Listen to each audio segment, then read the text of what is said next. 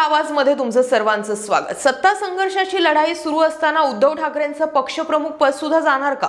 एकीकडे निवडणूक आयोगासमोर सत्ता संघर्षावर पक्षाची कायदेशीर लढाई सुरू असताना आता उद्धव ठाकरे यांच्या पक्षप्रमुख पदाचा कार्यकाळ संपत आहे।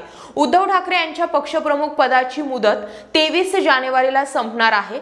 23 जानेवारीला उद्धव ठाकरे यांच्या पक्षप्रमुख पदाची 5 वर्ष पूर्ण होत आहेत। याच तारखेला त्यांची संघटनात्मक प्रमुख पदाची मुदत संपत आहे।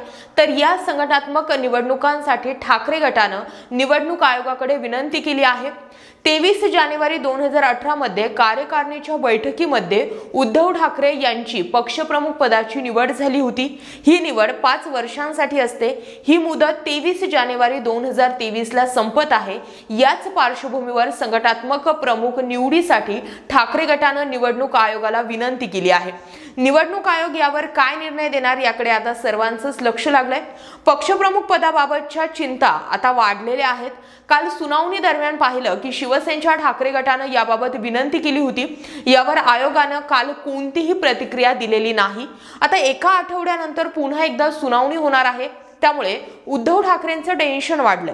याबाबत आयोग काही निर्णय देणार का हे पाहणं सुद्धा महत्त्वाचं असणार आहे। एकंदरीतच काय तर ठाकरेंचं पक्षप्रमुख पद सुद्धा जाणार का असा प्रश्न आता राजकीय वर्तुळामध्ये रंगलाय। एकनाथ शिंदे आणि देवेंद्र फडणवीस हे कसे पासे फेकतायत आणि उद्धव ठाकरे कसे अडचणीत येत आहेत हे उभा महाराष्ट्र बघतो। याबाबत तुम्हाला काय वाटतंय कमेंटमध्ये व्यक्त व्हा आणि आपला आवाज या आपल्या चॅनलला नक्की सबस्क्राइब करा।